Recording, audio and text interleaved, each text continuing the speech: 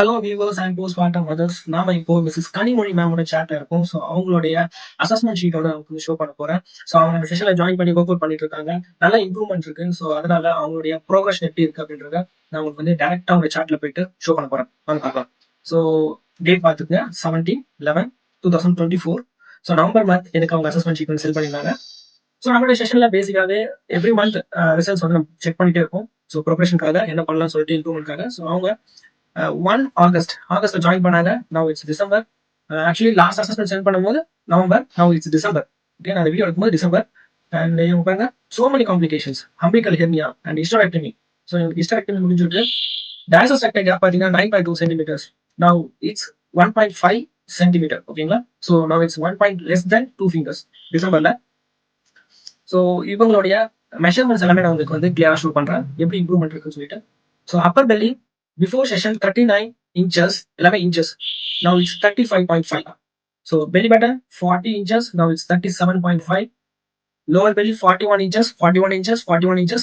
After 3 assessment, it's come to 40 and now it's 39. So இதுல இருந்து என்ன புரிஞ்சுக்கணும்னா, consistency is very much important in fitness. So எப்பவுமே lower belly ரொம்ப stubborn but improvement இருக்கும் கரெக்டா பண்ணீங்கன்னா. ஸோ அவங்க விடாம முயற்சி பண்றதுனால 2 இன்ச்சு குறைஞ்சிருக்கு லாஸ்ட் 2 months.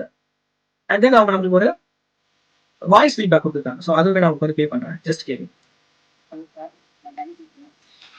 எனக்கு வந்து டைசிட்டிக் ரெக்டை ப்ராப்ளம் இருந்தது சார். அதாவது 4 ஃபிங்கர் கேப் இருக்கு, அதுக்கு மேலேயுமே இருந்தது. அப்போ வந்து எனக்கு டாக்டர்ஸ் எல்லாருமே சர்ஜரி தான் பண்ணணும் அப்படின்னு அட்வைஸ் பண்ணாங்க. அந்த சமயம் உங்களோட சேனல் வந்து யூடியூப்ல பார்த்துட்டு நான் உங்களோட ஹெல்த் அண்ட் ஃபிட்னஸ் ப்ரோக்ராம் வந்து சேர்ந்தேன் சார். நான் வந்து இப்போ சேர்ந்து வந்து 4 months ஆச்சு. அதுக்கு நல்ல இம்ப்ரூவ்மெண்ட் தெரியுது சார். இப்போ என்னோட டைசிட்டிக் ரெக்டை கேப் வந்து 1.5 ஃபிங்கர் கிட்ட இருக்கு சார்.